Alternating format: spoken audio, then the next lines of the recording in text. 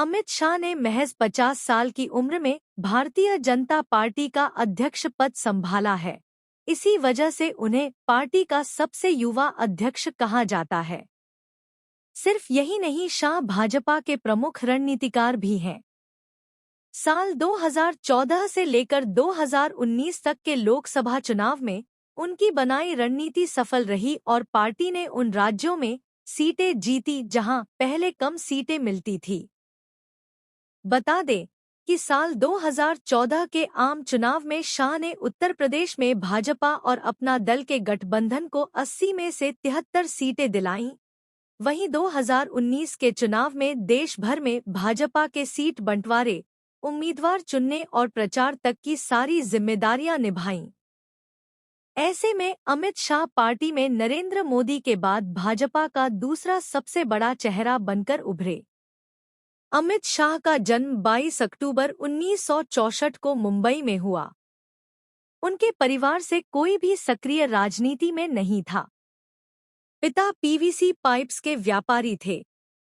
शाह 14 साल की उम्र में राष्ट्रीय स्वयंसेवक संघ से जुड़े।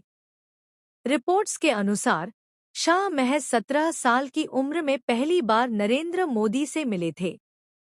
22 साल की उम्र में भाजपा में शामिल हुए, 35 की उम्र में मंत्री बने और 50 साल की उम्र में शाह ने भारतीय जनता पार्टी के अध्यक्ष का पद संभाल लिया।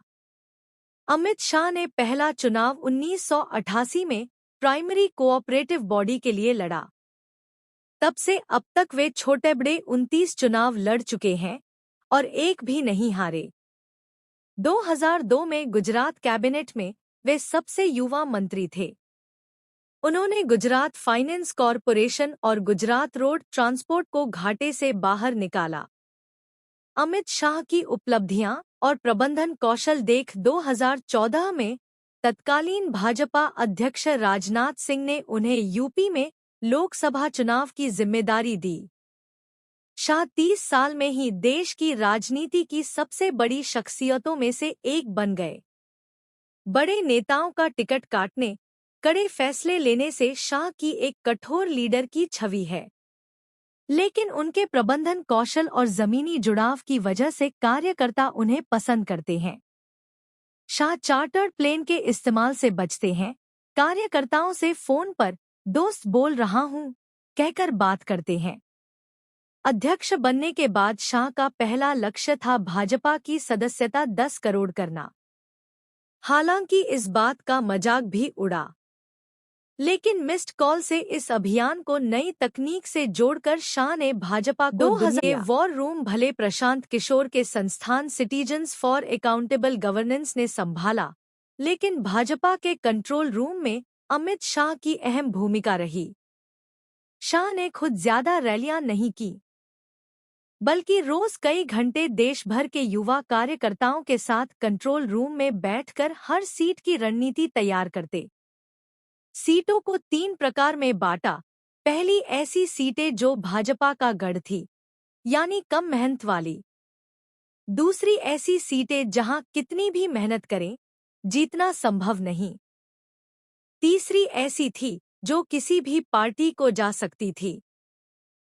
शाह ने तय किया किस सीट पर कितना समय मेहनत खर्च करना है। 2014 में यूपी का जिम्मा मिलने पर गांव-गांव में प्रचारक तैयार किए। उल्लेख एनपी की किताब वार रूम के मुताबिक शाह को यूपी की हर लोकसभा सीट के कम से कम 100 स्थानीय नेताओं के नाम याद रहते थे। यूपी में गांव-गांव मोबाइल मोदी रथ चलाने का आइडिया शाह का ही था। गांवों में टीवी की कमी देख वैन से उम्मीदवारों के संदेश पहुंचाने का फैसला लिया। ये दूर दराज के गांव थे जहां बाकी के दल पहुंचना जरूरी नहीं समझते थे। शाह ने भाजपा के लखनऊ ऑफिस में आधुनिक वॉर रूम बनाया था। सोशल मीडिया से युवाओं तक पहुंचने को आईटी सेल बनाई। कॉल सेंटर बनाए जो पार्टी के कार्यक्रमों की जानकारी देते थे। कॉल सेंटर पर फोन करने वालों को भी वॉलंटियर बनने का मौका दिया। अमित शाह ने 2019 के आम चुनावों में पिछली बार से ज्यादा रैलियां की। खुद शाह ने बताया कि उन्होंने 161 जनभाओं के लिए 1.5 लाख किलोमीटर सफर किया, देश भर की सीटों के लिए योजना बनाई। मोदी के सबसे भरोसेमंद होने के बावजूद शाह की जिम्मेदारी में कमी नहीं आई, बल्कि और बढ़ी। शाह ने 2019 की योजनाओं पर गुजरात विधानसभा चुनाव से पहले काम शुरू कर दिया था। शाह ने 2019 के लिए विकास के एजेंडे की रणनीति बनाई थी, पर 14 फरवरी को पुलवामा आतंकी हमले ने सब बदल दिया। शाह 3 दिन किसी से नहीं मिले, रणनीति को लेकर असमंजस में थे। बालाकोट के बाद 26 फरवरी को शाह फिर लौटे। शाह ने पूरे अभियान को गांवों तक पहुंचाया, जबकि विपक्षी दल शहरी अर्ध शहरी क्षेत्रों तक रहे। उन्होंने निर्देश दिया कि किसी पोस्टर होर्डिंग्स में उनकी तस्वीर न हो। शाह ने हर जिले में अपनी स्वामित्व वाली जमीन पर दफ्तर होने का अभियान छेड़ा। आज 78% जगहों पर पार्टी का अपना दफ्तर है। 2.47 करोड़ सदस्यों वाली पार्टी को 11 करोड़ तक पहुंचाया तो पहली बार 11 लाख सक्रिय कार्यकर्ताओं को प्रशिक्षित किया। शाह की राजनैतिक यात्रा का औसत 524 किमी दिन है। प्रचार के 3 तरीके तय किए। सबसे पहले स्थानीय स्तर पर सत्ता विरोधी लहर को कमजोर करना। दूसरा, वोटरों के दिमाग पर छा जाने वाली प्रचार की टाइमिंग। तीसरा, प्रचार में चुनावी मुद्दा सिर्फ मोदी और राष्ट्रवाद को बनाना। शाह की छवि एक तरफ कठोर नेता की है, दूसरी तरफ वे जमीन से जुड़े माने जाते हैं। 2014 का लोकसभा चुनाव जीतने और अध्यक्ष बनने के कुछ महीने बाद शाह ने शिवसेना से 25 साल पुराना गठबंधन तोड़ने की घोषणा कर दी।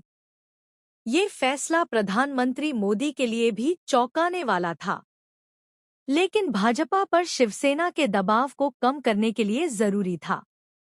उल्लेख एनपी की किताब वॉर रूम में जिक्र है कि शाह लगातार स्थानीय नेताओं से बात करते हैं, खुद भी फोन लगाते रहते हैं और बात की शुरुआत दोस्त बोल रहा हूं कहकर करते हैं।